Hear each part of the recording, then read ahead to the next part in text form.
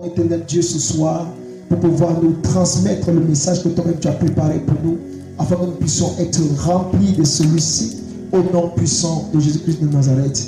Amen. Amen. La parole de Dieu nous demande de nous lever et d'aller faire des nations des disciples, de ne pas faire. Il n'a pas dit allez et faites des nations des chrétiens, mais il a dit allez faites de toutes les nations des disciples. Amen. Ceci est la grande commission dont le Seigneur a donné à son Église, afin que nous puissions nous lever en tant que chrétiens, corps de Christ, que nous puissions nous lever et mettre en œuvre et en pratique ce dont il a prédestiné pour nous. Alléluia. Seigneur, nous savons que tu es là et nous avons besoin d'être remplis de ta présence et de ton onction.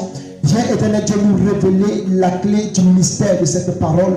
Donne-nous, éternel Dieu, d'être remplis d'un zèle qui prêche l'évangile. Donne-nous d'être remplis d'un zèle qui parle de toi. Père éternel Dieu, viens nous conduire, viens nous accompagner. Car c'est à toi que nous avons cru. Au nom puissant de Jésus-Christ de Nazareth. Amen. Amen. Dieu a besoin que tu sois premièrement un disciple pour faire les disciples. Amen. Pour faire un disciple, il faut que tu sois toi-même le premier disciple. Pour faire quelqu'un, il faut que tu le sois. Il faut que tu aies la capacité et l'autorité de faire ce dont tu as besoin de transmettre à quelqu'un. Parce qu'on donne ce qu'on a. Amen. Alléluia. Amen. Dieu aimerait que tu puisses faire des nations de disciples. Il aimerait que tu puisses communiquer la grâce à son peuple. Il aimerait que tu puisses donner aux hommes.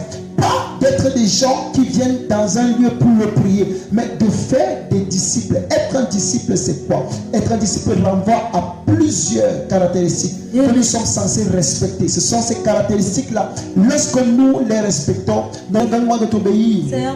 Saint-Esprit, donne-moi de t'obéir. Donne-moi de t'obéir. Donne-moi de t'obéir. Donne-moi de t'obéir. Donne-moi d'être un enfant obéissant. Donne-moi d'être un enfant obéissant. Alléluia. Amen. La Bible dit que celui qui marche selon l'esprit, c'est-à-dire en d'autres termes, celui qui obéit à la parole de l'esprit. La parole de l'esprit, c'est ce qu'on appelle le rhéma.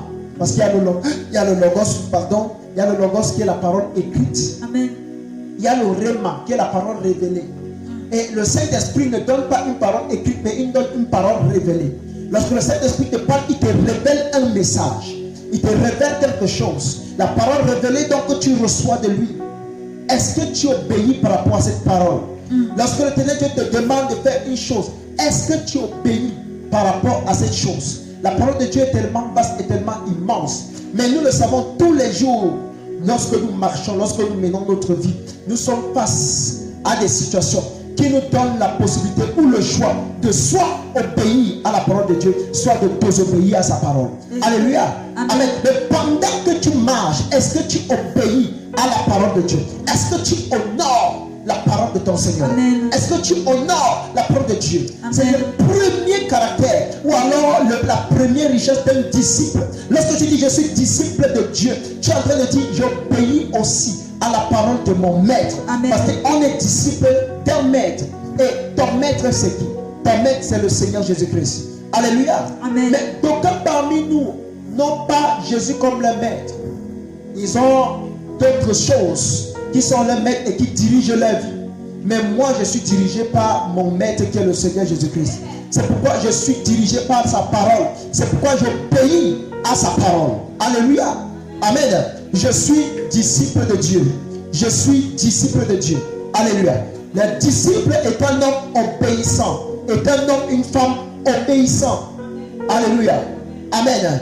Donc, premier caractère, nous avons eu Abraham. La Bible dit qu'Abraham s'est levé de tôt le matin. Vous savez, depuis la première fois que Dieu a parlé à Abraham, Abraham était déjà un homme obéissant. Abraham était déjà un homme obéissant. Depuis la première fois que Dieu parla à Abraham, il était déjà un homme obéissant. Amen. La Bible dit que Dieu s'est révélé à Abraham. Nous allons lire une petite portion qui met en exergue. Une petite portion qui met en exergue la parole, l'obéissance d'Abraham. Alléluia. La Bible dit dans le livre de Genèse chapitre 12, nous allons lire à partir du verset 1. L'Éternel dit à Abraham, va-t'en de ton pays, de ta patrie et de la maison de ton père, dans le pays que je te montrerai. Je ferai de toi une grande nation et je te bénirai. Je rendrai ton nom grand et tu seras une source de bénédiction. Je bénirai ceux qui te béniront et je maudirai ceux qui te maudiront. Et toutes les familles de la terre seront bénies en toi. Verset 4. Abraham partit comme l'Éternel le lui avait dit. Abraham partit comme l'Éternel lui avait dit. Lorsque tu dis, je suis disciple du Seigneur, je suis disciple du Christ, je suis disciple de Jésus, ça veut dire, tu fais comme le Seigneur a dit, sans toutefois modifier, sans toutefois amener des retouches, parce qu'il y a des gens que pour obéir à Dieu, ils amènent des retouches. Alléluia. Il y a des gens qui amènent des retouches. Ça dit, l'Éternel Dieu a dit, fais comme ceci. Tu as dit, non, voilà, si je peux faire comme ça, je crois aussi que ça peut marcher. Mais la Bible dit que Abraham fit comme l'Éternel lui a dit. Il n'a pas dit, vraiment, comme le Seigneur a parlé, vraiment j'ai compris, mais je vais encore faire 2 semaines à côté de mon père, je vais encore faire 3 semaines à côté de ma famille, je vais encore faire 2 ou 3 mois à côté de mes proches pour les dire au revoir. Vous savez, la séparation n'est pas une chose facile. La Bible dit, Abraham n'a pas fait comme cela. Abraham s'est levé le matin et il a fait comme l'Éternel a dit. Alléluia. Que Dieu te donne la force de faire comme l'Éternel dit. Quelqu'un dit Amen. Quelqu'un dit Amen. Dieu a besoin que tu puisses obéir à ce qu'il a dit. Il a besoin que tu puisses mettre en pratique ce qu'il a dit. Alléluia. Amen. Dieu a besoin que tu puisses l'obéir sans tout faire de retouches. Parce qu'il y a des gens que quand Dieu leur parle, ils font des retouches. Ils essayent de revoir. Ils touchent ici. Oh, vraiment, Dieu toi-même comprends ma situation. Comprends-moi là où je suis. Tu vois vraiment, c'est pas évident. Oh, lève-toi, tu dis Seigneur, donne-moi la force de t'obéir comme Abraham. Dis Seigneur, donne-moi la force d'obéir comme Abraham. Force d'obéir. Oh Seigneur, oh Seigneur, donne-moi la force d'obéir. Donne-moi la force d'obéir. Donne-moi la force d'obéir. Donne-moi la force d'obéir. Donne-moi la force d'obéir. Donne-moi la force d'obéir. Oh Dieu. Oh Dieu. Oh Dieu. Oh Dieu. Alléluia. Abraham a obéi et ce n'était pas l'unique fois où il a obéi à Dieu. La Bible dit qu'Abraham, lorsque Dieu lui a donné la promesse qu'il va avoir un fils qui s'appellera Isaac, qui sera celui-là qui va être la bénédiction de sa postérité.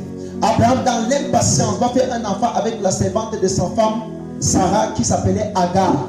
Et ils vont faire un enfant et l'enfant va naître, sera l'enfant Ismaël. Alléluia. Ismaël donc sera une chose. En fait, sera le symbole de l'adultère d'Abraham. Amen. Parce que certaines personnes pensent que lorsque leur femme est au courant qu'ils sont en relation avec une fille, ils ne sont pas dans l'adultère. Alléluia. Amen. L'adultère, c'est le fait de consommer un rapport ou alors une intimité avec quelqu'un avec qui tu n'es pas légalement marié. Alléluia. Et que cette personne, l'une des 2 personnes, est mariée à quelqu'un. Amen.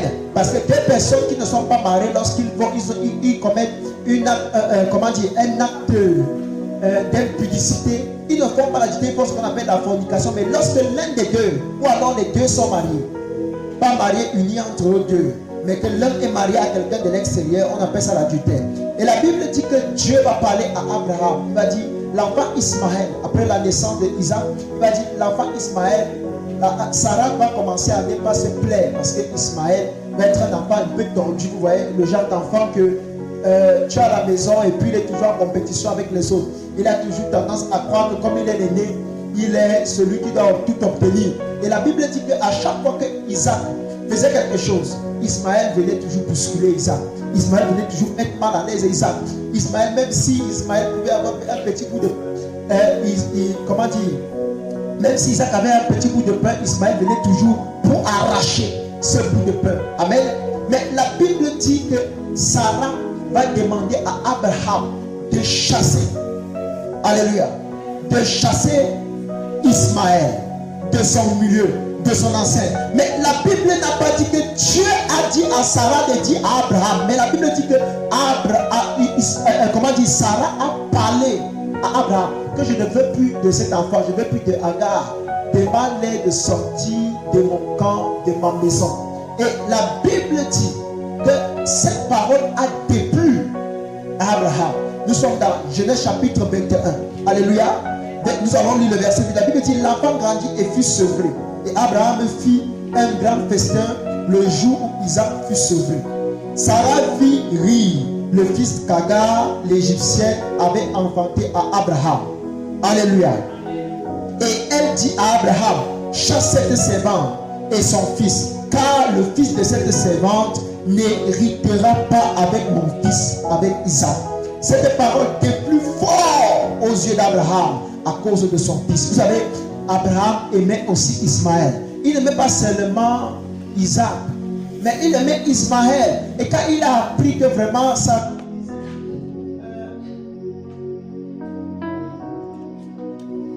Quand il a appris que vraiment Sarah lui disait, demande aux enfants là de partir. Je ne les veux pas ici. Demande à cet enfant de partir avec sa mère. Cela déplut. La Bible dit au verset 12, mais Dieu dit à Abraham que cela ne déplaise pas à tes yeux à cause de l'enfant et de ta servante. Accorde à Sarah tout ce qu'elle te demandera, car c'est Isaac que sortira une postérité qui te sera propre. Ah non, Sarah a bien parlé, mais je n'ai pas la révélation profonde. Vous savez, la révélation peut venir de quelqu'un sans être en accord avec la parole de Dieu. Tu peux recevoir une révélation venue de Dieu, mais qui vient par quelqu'un de très banal. Et je vous ai dit qu'un disciple obéit à la révélation de l'esprit. Lorsque tu obéis à la révélation de l'esprit, tu deviens fils. Parce qu'en ce moment-là, tu n'es pas en train d'obéir à une quelconque parole biblique. Mais cela dit que cette chose est en accord. Mais vous savez, ce que Sarah demandait à Abraham de faire, c'était de chasser sa propre chair, de mettre au dehors son propre sang. Dans la logique humaine, ça ne se fait pas. Amen. Mais qu'est-ce que Dieu dit? Dieu dit à Abraham que fais ce que Sarah veut. Tu lui donneras ce qu'elle te demande. Et la Bible dit que comme vous savez, parce que Abraham était un disciple et il était habitué à obéir. Il n'avait pas eu de problème à obéir à la parole de Dieu. Amen. Abraham se leva au verset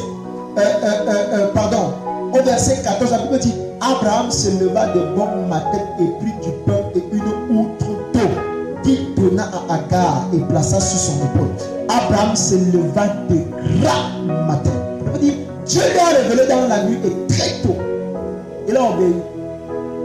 Parce qu'il y a des gens qui aiment souvent examiner les révélations. Ils aiment souvent examiner, bon, est-ce que ça c'est la volonté de Dieu?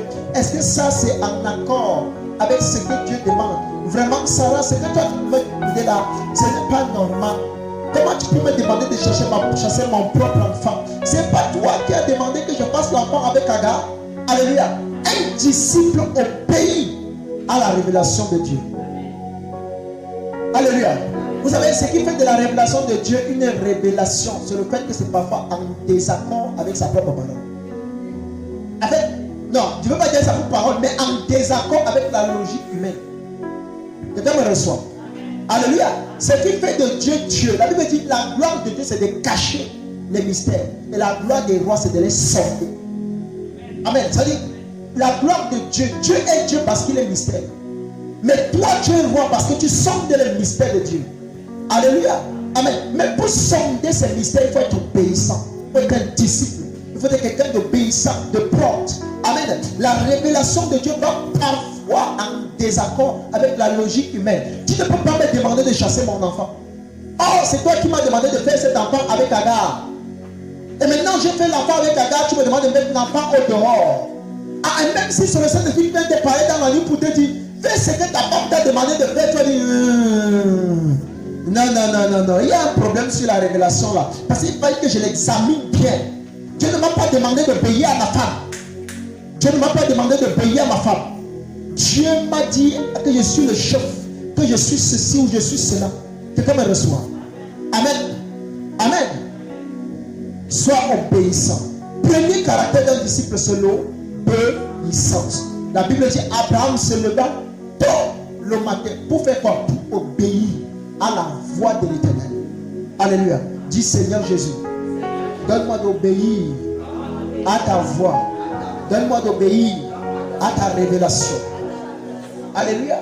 Si tu n'as pas la capacité d'obéir à la révélation de l'Éternel, si tu n'as pas la capacité d'obéir à ce que Dieu te demande de faire, donc tu ne peux pas dire que tu es un disciple. Il a dit, allez faire de toutes les nations des chrétiens. Non, pas des chrétiens. Il a dit, faites de toutes les nations des disciples.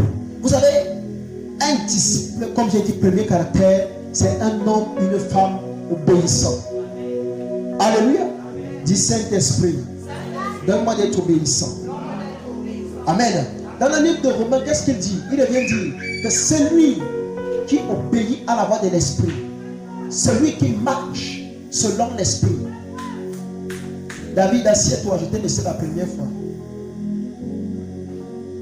Alléluia.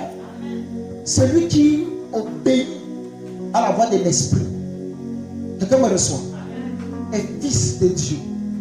Ça veut dire, on commence par être un bébé spirituel. Après bébé spirituel, on devient enfant de Dieu.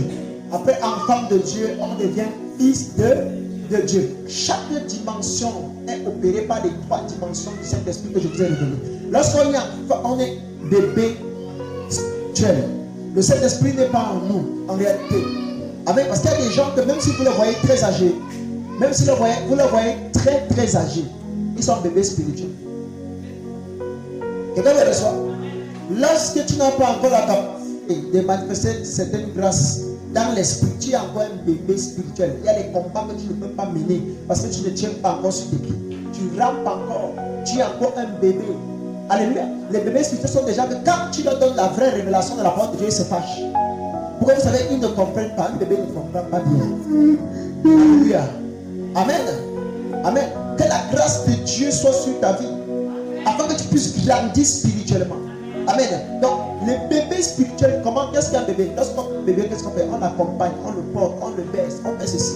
On est toujours en sa présence. Même lorsqu'il est couché, on vient toujours veiller. C'est le même rôle du Saint-Esprit. Le Saint-Esprit n'est pas là constamment. Lorsque tu es au premier niveau, le Saint-Esprit vient de temps en temps. C'est pourquoi la Bible dit, pendant qu'Israël était en train de marcher, vous savez, lorsqu'Israël marchait dans le désert, c'était des bébés. C'était des bébés spirituels. C'est pourquoi ils ne pouvaient rien comprendre.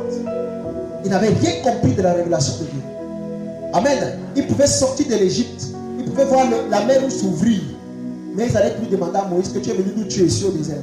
Donc Dieu est où? Donc Dieu est venu nous piéger. Et puis, malgré tout ce qu'ils ont pu voir, les 10 plaies, le pouvoir de la Sainte Seine, par le sang sur les linteaux.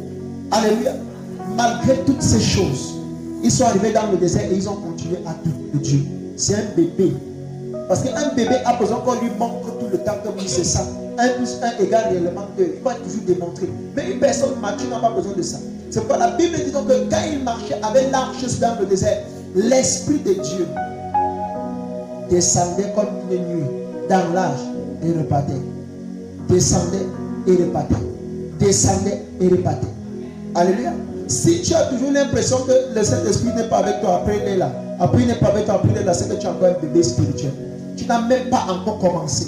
Si tu es du genre qui chancelle encore, tu ne sais pas ce qui est bon, tu ne sais pas faire des bons choix, c'est que tu es encore un bébé spirituel. Alléluia.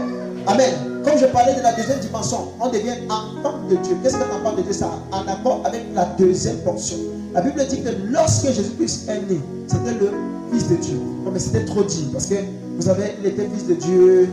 On disait juste, c'est juste un langage. Mais en réalité, c'était un enfant de Dieu. Amen. Alors, Jésus-Christ est aussi né comme toi et moi. Il a commencé à prendre la parole dès le bas âge. Ils se sont mis à enseigner comment mettre en pratique la parole de Dieu. Ce que Dieu aime, ce que Dieu n'aime pas. Il prenait le temps à lire la Torah. Et parce qu'il croissait en sagesse, parce que la faveur de Dieu était sur lui, il pouvait facilement lire quelque chose et le retenir. Il pouvait écouter quelque chose et le garder. Il pouvait avoir des questions. Alléluia. Amen.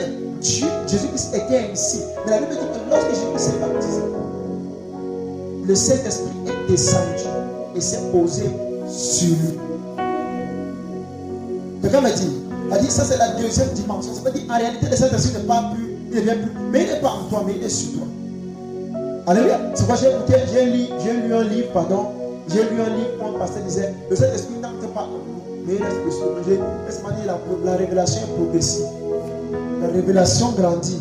Parce que le Saint-Esprit vient se placer sur nous. Ça, c'est que nous devenons enfants de Dieu. Ce n'est pas le baptême qui fait de toi un enfant de Dieu. C'est le fait que le Saint-Esprit descend et se pose sur ton épaule. Ça veut dire, lorsque tu marches, tu es accompagné par l'Esprit de Dieu. Chut. Lorsque tu marches, l'Esprit de Dieu t'accompagne. Alléluia.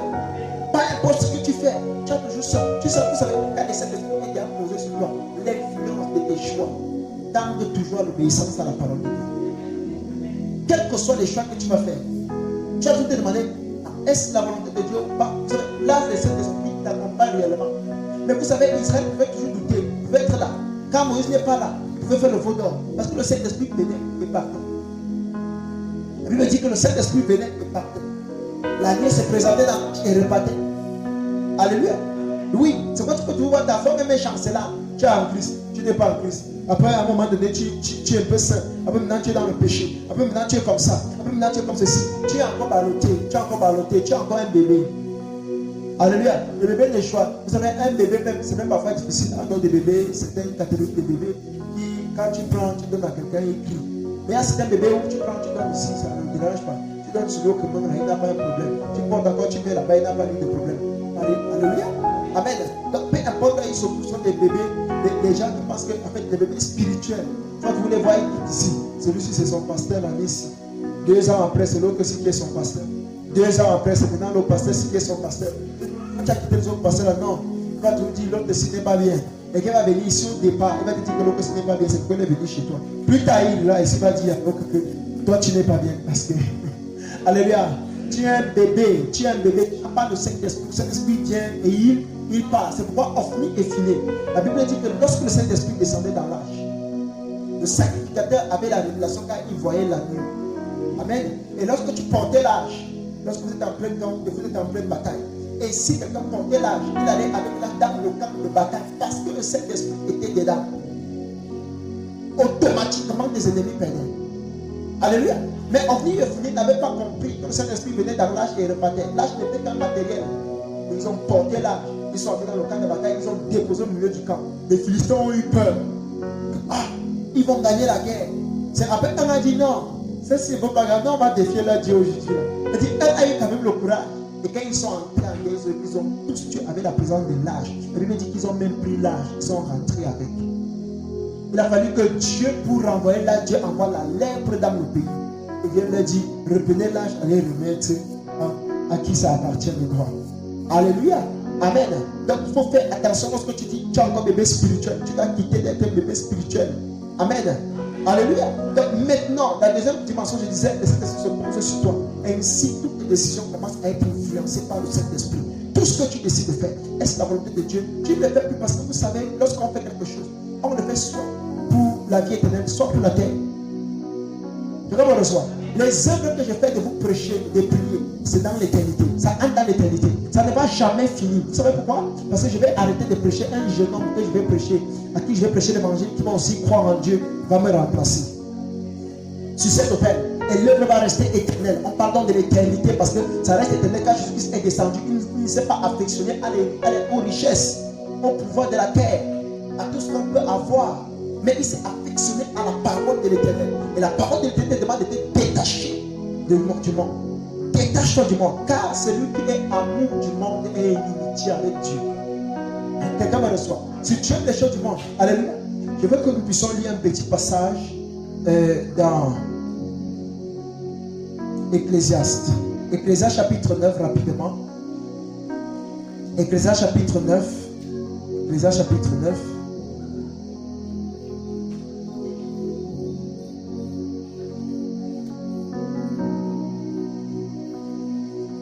Seigneur, révèle-toi à moi. Seigneur, révèle-toi à nous. Ecclésiaste chapitre 9, entre le livre de Psaume, après son proverbe, Ecclésiaste, tu vas voir Isaïe devant nous. Ecclésiaste chapitre 9, quelque chose de très très important est écrit dedans. Alléluia. Amen. Ecclésiaste chapitre 9, nous allons lire à partir du verset 7. La Bible dit, les vivants en effet savent qu'ils mourront. Quand tu vis, tu sais que tu vas mourir, n'est-ce pas? Mais il y a des gens ici qui vivent comme si ne vont jamais mourir. Faites attention. La Bible dit, les vivants en effet savent qu'ils tu vas mourir. Tu ne connais pas, nul ne connaît l'heure et la date. Alléluia. Amen. Mais le jour où Dieu décide que tu dois partir, tu partiras. Il dit, Les vivants, en effet, savent qu'ils mourront, mais les morts ne savent rien. Alléluia. Mais les morts ne savent, et il n'y a plus de salaire, puisque leur mémoire est oubliée. Amen. Et leur amour, et leur haine, et leur envie ont déjà péri. Et ils n'auront plus jamais aucune part à tout ce qui se fait sur le sol. C'est-à-dire, le jour où tu meurs, on t'a trompé. Que non, vraiment, quand ton grand-père mort, tu parlais vraiment rendre un but. La Bible dit quoi? On dit, lisez vite avec moi. Si tu as ta Bible, tu dois cocher ce passage. Il dit, verset 5, partie B, je vais prendre partie B, mais les morts ne savent rien et il n'y a plus de salaire, puisque leur mémoire est oubliée. Et leur amour, c'est-à-dire donc le mort, quand quelqu'un est mort, il ne t'aime plus. Il ne sait même plus s'il doit t'aimer. Quelqu'un me reçoit. Non, mon grand-père est tellement fâché contre moi. Leur haine. Donc, quand mon grand-père est mort étant fâché là, c'est ça qui me bloque. Ribo Shabrama. Alléluia. Amen. Non, vraiment, comme il est mort étant fâché, c'est ça qui va me bloquer. Oh, vraiment, ma mère est décédée, elle était fâchée contre moi, ça va me bloquer. Alléluia.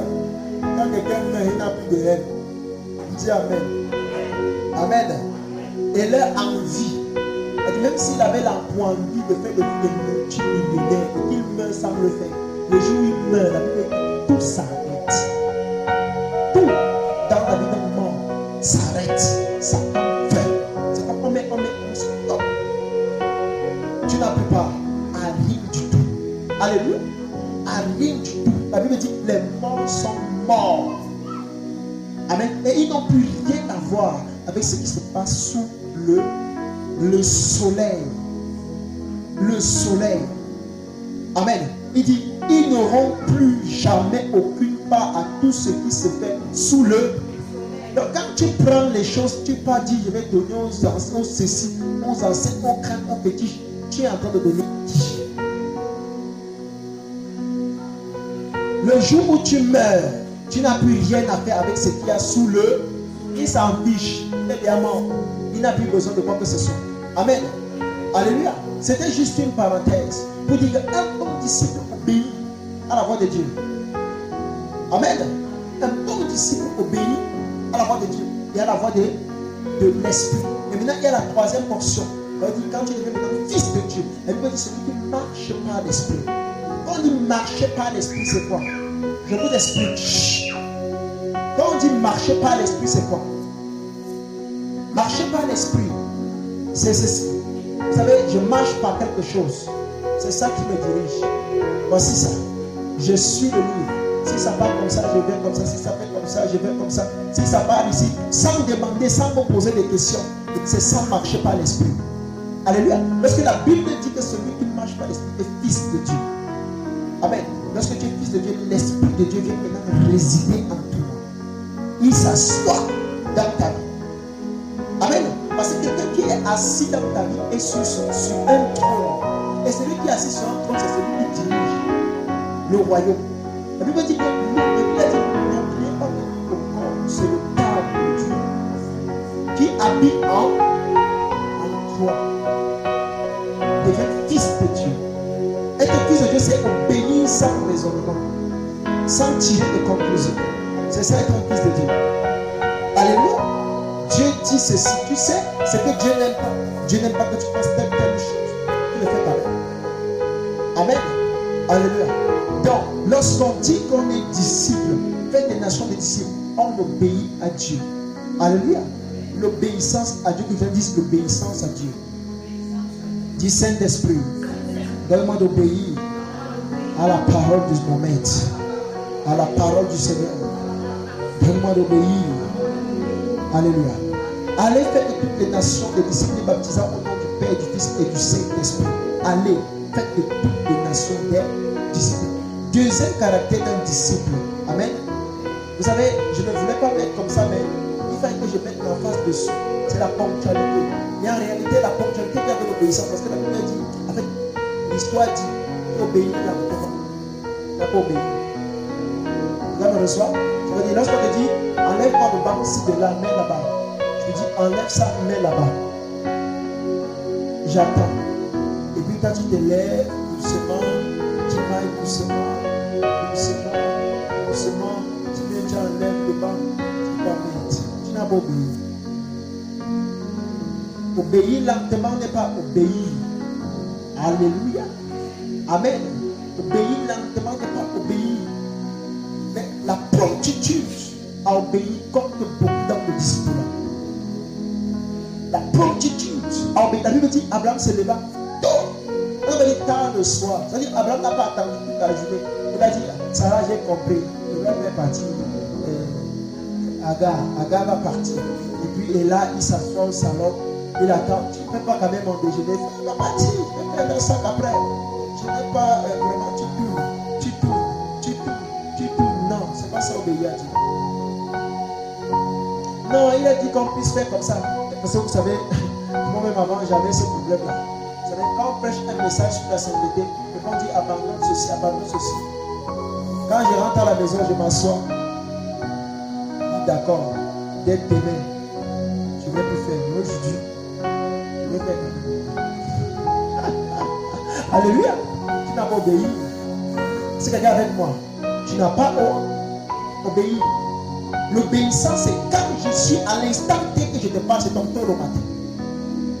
C'est ton tôt le matin. C'est-à-dire, maintenant, on te dit, voler n'est pas bien. Oh, tu le connais, c'est la parole de l'Éternel qui le dit. Qu'est-ce que tu fais?